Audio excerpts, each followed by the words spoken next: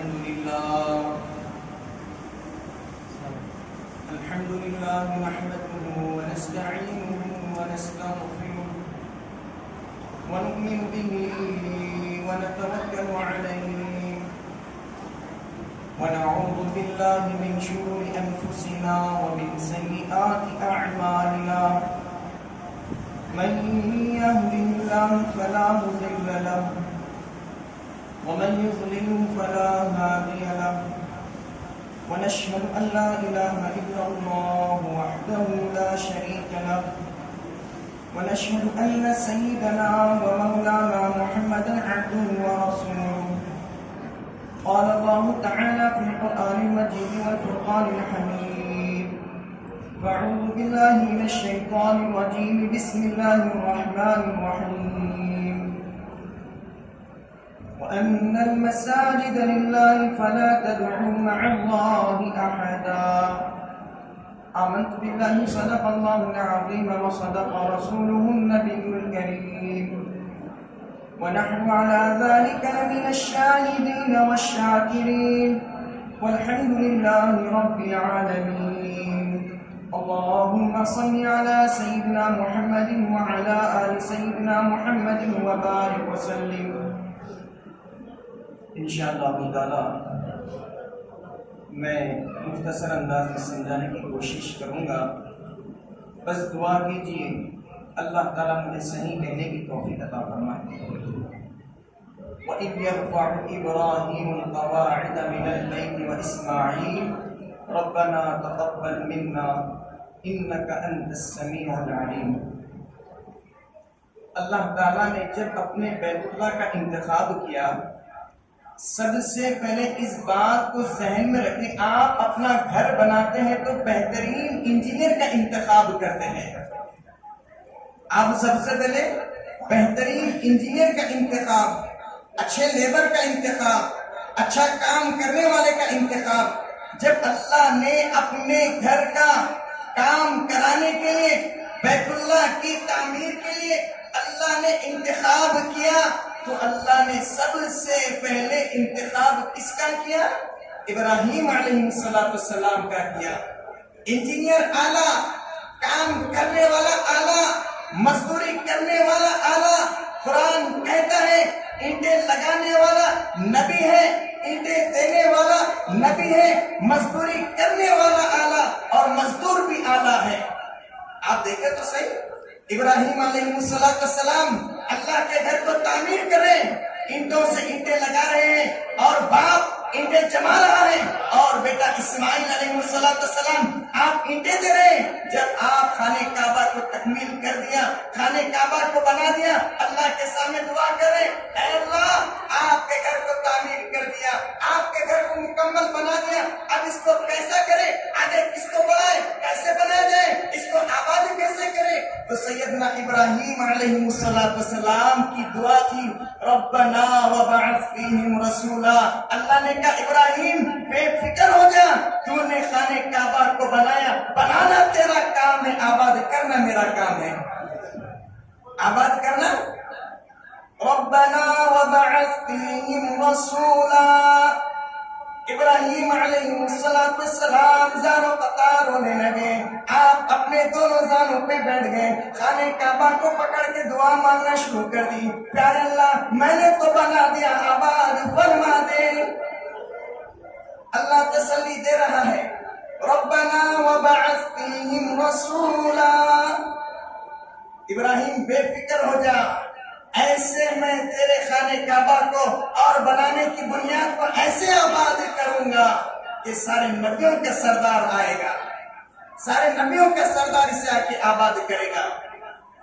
سیدنا ابراہیم علیہ السلام جب خانہ کعبہ کی تعمیر مکمل کر دیے، ایک ایک اینٹوں کو تکمیل کر دیا،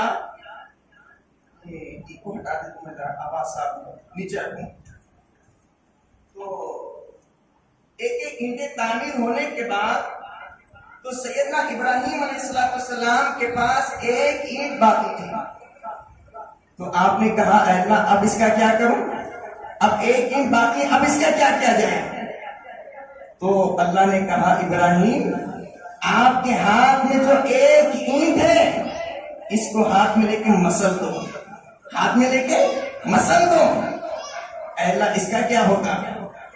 تو اللہ نے کہا ابراہیم مسلنا تیرا کام ہے، آگے جو کرنا وہ میرا کام ہے۔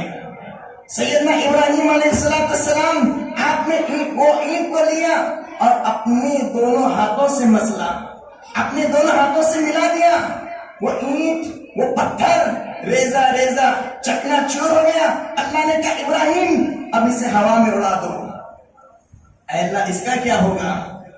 تو اللہ نے فرمایا ابراہیم اڑانا تیرا کام ہے، اس پتھر کے ذرے ذرے، اس پتھر کے ٹکڑے ٹکڑے پوری دنیا میں پھیلانا میرا کام ہے۔ ایک ایک پتھر کا ذرہ، اس کا تنکا، اس کا ذرہ ذرہ پورے عالم میں جہاں بھی جائے گا قیامت کی صبح تک میں وہاں پر مسجدیں بنا دوں گا۔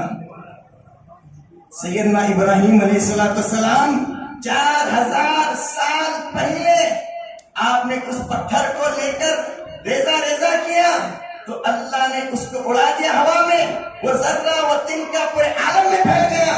تو اللہ تبارک و تعالیٰ کی شان، اللہ کی قدرت، وہ تنکا یہاں پہ بھی گرا، آج وہ مسجد یہاں پر بن گئی۔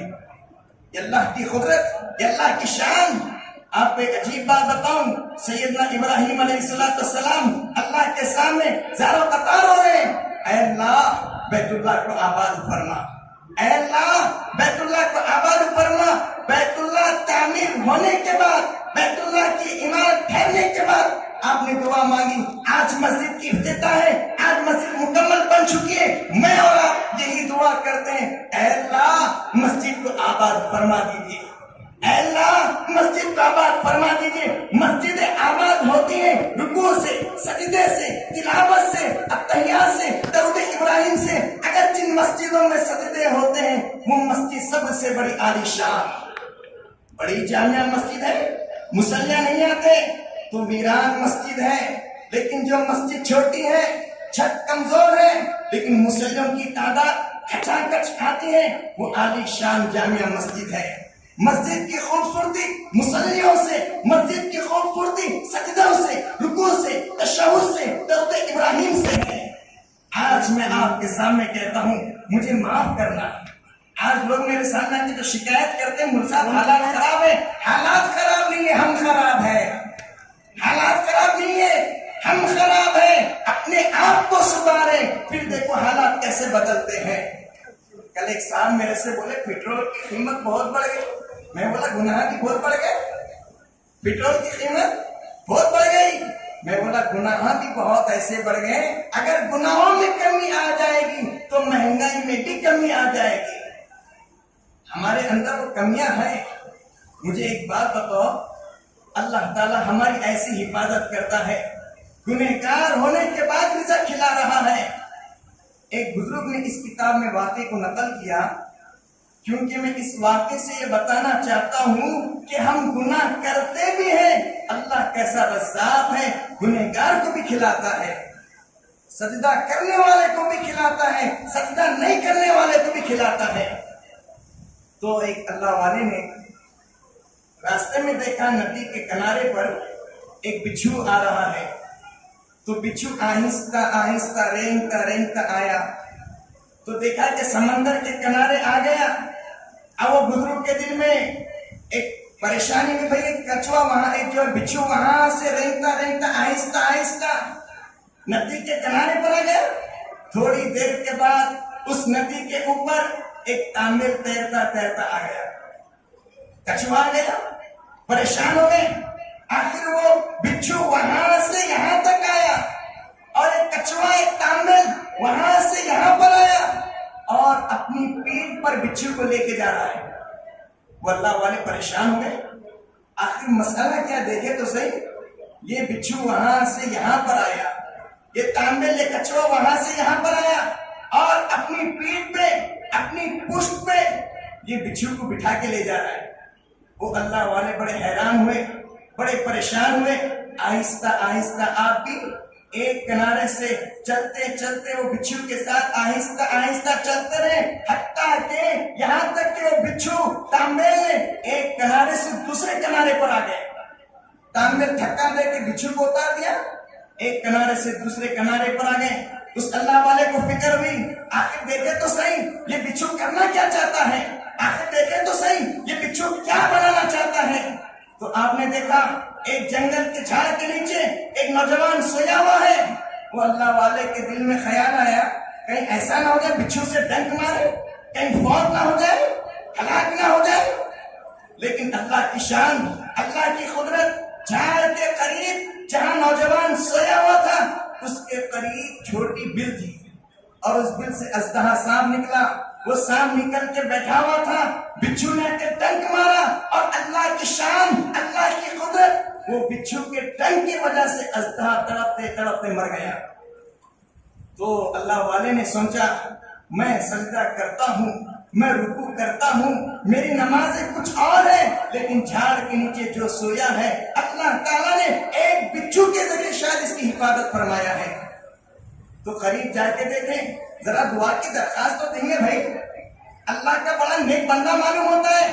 جیسے قریب جا کے دیکھیں شراب کی باتیں رکھی ہوئی ہے, شراب کی بدبو آ رہی ہے. اس اللہ والے دھکے دے کر کہا اٹھ, تجھے شرم نہیں آتی, تو غفلت میں سو سو کے گناہ کر کے سو گیا اور تیرا مالک جاگ جاگ کے تجھے بچا لیا. میرے بھائی, میرا کریم پروردگار ایک شرابی کی حفاظت کر سکتا ہے تو پھر محمد کے غلام سجدہ کرنے والوں کی کیوں حفاظت نہیں کرے گا. سجدہ کرو, پھر اللہ کیسی زندگی کی کائیں پلٹ کے بتائے گا. آج ہم نے رکوع کو چھوڑ دیا, سجدوں کو چھوڑ دیا. کبھی تنہائی میں بیٹھ کے کہتا ہوں مسجد بنانے والوں نے بنا دی, لیکن بنانا کام تھا. آج اللہ کے سامنے گڑگڑا کے کہو اے اللہ, اے اللہ اس مسجد کو اے اللہ سجدوں سے آباد فرما, اے اللہ رکوع سے آباد فرما. حدیث پاک میں آتا ہے جس نے اللہ کے گھر کو بنایا اللہ اس کی جنت میں گھر کو بنا دیا. میں تو سمجھتا ہوں مسجد بنانے والے نے بنا تو دیا, لیکن اس بنانے کے صدقے میں شاید میں سمجھ رہا ہوں ان الفاظ میں ان کے والد محترم کی اللہ نے مغفرت کر دیا, ان کے بھائی کی مغفرت کر دیا, اور اس کے صدقے میں اللہ نے ماں کے لیے جنت کے دروازے کھول دیا.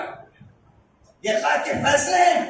یا اللہ وہ کیسے, تیرے بچے نے آج زمین پر میرے گھر کو تعمیر کر دیا, جا میں تیرے لیے جنت الفردوس میں گھر بنا دیا. ہاں آپ دیکھو تو صحیح. اور آج ایک صاحب میرے سے بولے مول صاحب نماز میں اٹھا نہیں جاتا. سیدنا موسیٰ علیہ السلام اللہ سے فریاد کرنے لگے, اے اللہ آپ ناراض ہوتے اس کی علامت کیا ہے, اور آپ راضی ہوتے اس کی علامت کیا ہے. تو سیدنا موسیٰ علیہ السلام کے کہنے پر اللہ نے کہا موسیٰ جب میں کسی سے ناراض ہوتا ہوں پیسہ نہیں چھینتا, دولت نہیں چھینتا, عزت نہیں چھینتا, ماں باپ کے نافرمانی پہ نہیں ڈالتا, اولاد کو نافرمان نہیں بناتا, قطع تعلق کرنے نہیں لگاتا. جب میں ناراض ہوتا ہوں سجدوں کی توفیق چھین لیتا ہوں, اور جب میں خوش ہوتا ہوں سجدے کی توفیق دیتا ہوں. میری کبریائی کو, میری شان کو, میری عظمت کو بڑھانے کے لیے اسے در پہ بلاتا ہوں. میرے بندے میری شان بولنا تیرا کام ہے, تیرے گناہوں کو مٹانا میرا کام ہے. سیدنا موسیٰ علیہ السلام بڑے خوش ہوئے اور اللہ کے سامنے آپ فریاد رکھ رہے ہیں. ایک حدیث سناتا ہوں آپ لوگوں کے سامنے کہ اللہ کے سامنے شیطان مردود کھڑا ہوا ہے. شیطان کہنے لگا اے اللہ آپ نے آدم کے سر پہ نبوت کا تاج رکھ دیا, ذرا مجھے بھی کچھ دے دیجئے. تو اللہ نے کہا شیطان مردود, میں نے تیرے سر پہ بدبختی کا تاج رکھ دیا, بدبختی کا تاج تیرے سر پر ہے, اور آدم کے سر پہ نبوت کا تاج رکھ دیا. تو شیطان مردود کہنے لگا اے اللہ آپ ہر ایک کی فریاد سنتے, ذرا میری بھی سن لیں. تو اللہ نے کہا اچھا تیری کیا فریاد ہے, اچھا تیری کیا خواہش ہے. شیطان نے کہا میری ایک خواہش, میری ایک تمنا ہے, آپ کے سامنے میری ایک ریکویسٹ ہے, قیامت تک کی صبح تک مجھے ذرا جینے کا موقع دیجیے. اچھا بھائی کیوں؟ اے اللہ میں چاہتا ہوں میں تیرے بندوں کو بہکاؤں, جو تیرے در پہ آئے انہیں بہکاؤں, جو تیری یاد میں لگے ان کو بہکاؤں، میں تیرے بندوں کو تیرے سے ہٹانا چاہتا ہوں۔ اللہ نے کہا اچھا تیری خواہش یہ ہے، جب میں نے تیری یہ خواہش پوری کر دیا، آج تو میرے بندوں کو بہکانا چاہتا ہے، اجازت ہے ان کی خون کے ریشے ریشے میں، ذرے ذرے میں جا کے بہکانا، لیکن یاد رکھنا بہکانا تیرا کام ہے، توبہ کر کے آئے گا تو معاف کرنا میرا کام ہے۔ بہکانا تیرا کام ہے، پھر وہ میرے در پہ توبہ کرے گا تو توبہ کرنا میرا کام ہے۔ تو اللہ نے کہا اچھا شیطان مردود میری بھی دو باتیں سن لے۔ تو شیطان کے سامنے اللہ فریاد رکھ رہے میری بھی دو باتیں سن لے۔ اے اللہ آپ کی کیا خواہش؟ جب کوئی میرے بندے کو تو بہکائے گا، دو چیزیں یاد رکھ لے، تو کہا کہ آئیں سے دائیں سے سامنے سے پیچھے سے چاروں سمت سے حملہ کرے گا، لیکن تو نے دو سمتوں کو بھول گیا۔ آئیں دیکھا، سامنے دیکھا، پیچھے دیکھا، بائیں دیکھا، لیکن اللہ نے کہا تو دو قیمت کو بھول گیا۔ شیطان نے کہا اے اللہ وہ دو قیمت کیا ہے؟ تو اللہ نے کہا دو قیمت وہ ہے، ایک نیچے کی طرف ایک اوپر کی طرف، ایک نیچے کی طرف ایک اوپر کی طرف۔ جب کوئی میرا گنہگار بندہ میرے در پہ آ کے سجدہ کر کے کہے سبحان ربی الاعلی سبحان ربی الاعلی، ابھی اس کا سجدہ ختم نہیں ہوگا، سارے گناہوں کو معاف کر دوں گا۔ اور دوسری سیمت اور دوسری قیمت، جو میرا گنہگار بندہ آئے گا اس کے ہاتھ اوپر کی طرف ہوں گے، جب وہ ہاتھ اٹھائے گا ابھی دعا ختم نہیں ہوگی، اس کے گناہوں کو مٹا دوں گا۔ دیکھیے اللہ نے کیا آفر رکھی ہے، سجدہ کرنے پہ گناہ معاف ہیں، سجدہ کر کر کے ہمیں معاف کرنا چاہتا ہے۔ لیکن آج کوئی آئے تو صحیح، مؤذن اذان لگاتا ہے حی علی الصلاۃ حی علی الفلاح۔ ایک تھوڑی مختصر بات سن لیجیے کہ لوگ اکثر آ کے بولتے ہیں موسیٰ دعا کرو۔ آپ کو ایک طریقہ بتاتا ہوں میں، آپ کے گھر میں چھوٹے چھوٹے معصوم بچے، ننھے منھے بچے، ارے بھائی کبھی مصلی بچھا کے آپ بٹھاؤ اور ان کے سامنے کہو بیٹے پپا کے لیے دعا کرو، آپ ان سے کہو ممی کی صحت کے لیے دعا کرو۔ جب معصوم بچہ جن کے خاتے میں کوئی گناہ نہیں، اللہ کی قسم یہ معصوم بچہ ہاتھ اٹھائے گا، اس کے ہاتھ ختم ہونے سے پہلے اللہ جائز مرادوں کو تکمیل کرے گا۔ باپ سجدہ کرے تو بچے سجدہ کریں گے، لیکن ہم سجدہ کرتے ہی نہیں، ہم نمازوں کو آتے ہی نہیں۔ آج ہم نے نمازوں کو چھوڑ دیا، اس لیے مساجد ویران ہو گئی۔ میں آج کہتا ہوں مسجدیں جو مسمار ہوئی ہماری غفلت کی وجہ سے، آج مسجدیں جو مسمار ہوئی، کاش کہ ہم سجدہ کرنے والے ہوتے۔ ویران جگہ پہ کوئی بھی قبضہ کرتے ہیں، ویران پڑی ہوئی جگہ پہ کوئی بھی قبضہ کرتے ہیں، جہاں پہ سجدہ نہیں ہوتا وہاں پہ مسمار ہو جاتا ہے۔ آج ضرورت ہے اخلاص سے سجدہ کرنے کی، پیسوں سے ہر کچھ نہیں ہوتا، سجدہ کرنے سے ہوتا ہے۔ ایمان میں سے صحابہ کرام رضوان اللہ تعالیٰ علیہ مجمعین کا تھا۔ ایک صحابی رسول تھے، ہمارا مزاج یہ ہے کہ جب بھی مصیبت آتی لوگوں کے سامنے فریاد کرتے ہیں، لیکن میں بولتا ہوں بھائی جب بھی مصیبت آئے اللہ کے سامنے فریاد رکھو۔ ایک صحابی رسول کے گھر میں کھانے کی تنگی ہو گئی، کھانے کی تھوڑا پریشانی آ گئی، تو بیوی نے کہا سنو ذرا ہمارے گھر میں کھانے کے لیے کمی ہے، تھوڑا مزدوری کر کے آؤ۔ ایمان کا زمانہ ہے، پیغمبر کا دور ہے، وہ صحابہ رسول مسجد میں گئے، آپ نے وضو کیا، آپ نے نماز کی نیت باندھ لی۔ جیسے نماز کی نیت باندھی تو آپ جو ہے اللہ کے سامنے گر گڑا کے رونے لگے، اے اللہ آپ کھلانے والے، آپ پلانے والے، میں نے سنا ہے نماز ایسی چیز ہے تمام جائز مرادوں کو تکمیل کر دیتی ہے۔ اے اللہ میرے معصوم بچے ہیں، اے اللہ میری بیوی ہے، کھانے کا انتظام فرما دیجیے، کھانے کا بندوبست فرما دیجیے۔ نماز پڑھ کے گھر آئے، بیوی سے پوچھا کچھ انتظام ہوا یا نہیں ہوا؟ بیوی نے کہا کچھ بھی انتظام نہیں ہوا۔ وہ صحابی رسول نے سوچا شاید میری نماز میں، میری اتحیات میں، میرے وضو میں کچھ کمی تھی۔ آپ دوبارہ نماز پڑھنے کے لیے گئے، آپ دوبارہ وضو کیا، نماز پڑھی، پھر آ کے دوسری مرتبہ پوچھا اب بھی انتظام ہوا یا نہیں ہوا؟ بیوی کہنے لگی ابھی بھی انتظام نہیں ہوا۔ تو آپ نے سوچا شاید میرے وضو میں نماز میں کوئی کمی ہے. آپ تیسری مرتبہ وضو کر رہے ہیں, آپ تیسری مرتبہ نماز پڑھ رہے ہیں, تو پھر تیسری مرتبہ جا کے گھر پہ پوچھا کچھ انتظام ہوا یا نہیں ہوا. بیوی نے کہا ابھی انتظام نہیں ہوا. پریشان ہوئے. آپ چوتھی مرتبہ اچھے سے وضو کیا, اخلاص سے نماز پڑھی, پھر اللہ کے سامنے گر گرا کے دعائیں مانگی, اے کریم پروردگار انتظام فرما دیجیے. آپ انتظام نہیں کرے تو کون انتظام کرے گا؟ اے اللہ میرا انتظام کر دیجیے. اور صحابہ کرام کا ایسا معمول تھا, جب بھی پریشانی آتی اللہ سے مانگتے, اللہ سے مانگتے. آج میرے بھائی مجھے معاف کرنا, لیکن آج ہم نے خالق کو درد نہیں سناتے, مخلوق کو درد سناتے ہیں. ایک کو سنو جو سارے دردوں کو مٹا دیتا ہے, ہم سب کو سناتے ہیں, درد کبھی نہیں مٹتا. خالق کو سنانا چاہیے. نماز پڑھو, اکیلے میں اللہ سے باتیں کرو. اے اللہ کاروبار میں تنگی آ گئی, اے اللہ کاروبار میں پریشانی آ گئی, آپ میری پریشانی کو دور کر دیجیے. آپ مانگو تو صحیح, اللہ کیسے عطا فرمائے گا. صحابی رسول چوتھی مرتبہ جا کر آپ نے پوچھا بیگم سے کچھ انتظام ہوا یا نہیں ہوا. بیوی کہنے لگی ہاں انتظام ہو گیا. اچھا بھائی کیا انتظام ہوا؟ بیوی کہنے لگی دیکھو گھر میں چکی کا پار تھا, اپنا اپن چلنا شروع ہو گیا اور اس میں سے آٹا نکلنا شروع ہو گیا. تو صحابی رسول نے کہا اچھا بھائی کیا ہوا؟ بیگم کہنے لگی میں اپنی ضرورت کے مطابق سارا آٹا بھر کے رکھ لیا, لیکن وہ چکی ابھی بھی چل رہی ہے. وہ صحابی رسول اندر گئے اور جا کر دیکھا چکی چل رہی, چکی کا پار چل رہا ہے, آٹا اس میں سے نکل رہا ہے. آپ جا کے اپنے ہاتھوں سے اس چکی کے پار کو اٹھایا, آٹا نکلنا بند ہو گیا. سارا ماجرا, سارا واقعہ اللہ کے رسول صلی اللہ علیہ وسلم کے پاس پیش کیا.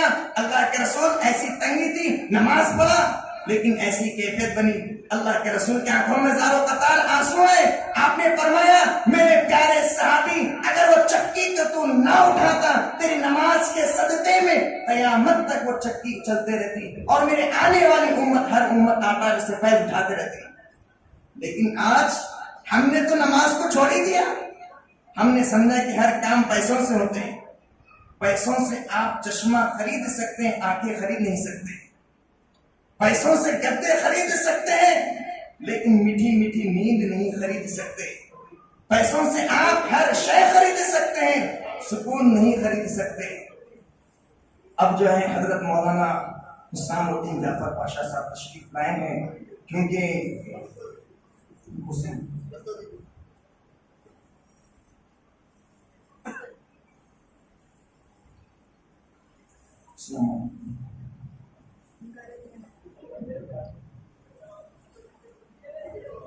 اللہ کا بڑا احسان اور شکر ہے کہ حضرت مولانا تشریف لائے ہیں. حضرت مولانا حسام الدین ثانی جعفر پاشا صاحب دامت برکاتہم, جو کسی تعارف کے محتاج نہیں ہے, بس یہ ناچیز کی آواز پر آپ تشریف لائے ہیں. اور اللہ تعالیٰ آپ کے آنے کو قبول فرمائے اور اللہ تعالیٰ آپ کو صحت عطا فرمائے.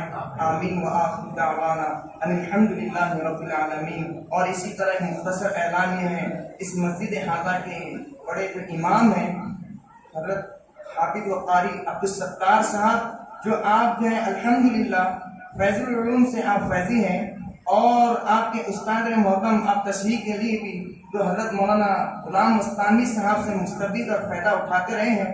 ماشاءاللہ آپ بہترین قاری بھی ہیں. اور اسی طرح مسجد حاضہ کے مؤذن جو ہیں حافظ فوز الدین صاحب, آپ بھی جو ہیں وہیں سے فارغ ہیں. اللہ تعالیٰ ان امام اور مؤذن صاحب کو بھی دونوں کو قبول فرمائیں. اب میں زیادہ وقت نہیں لینا چاہتا.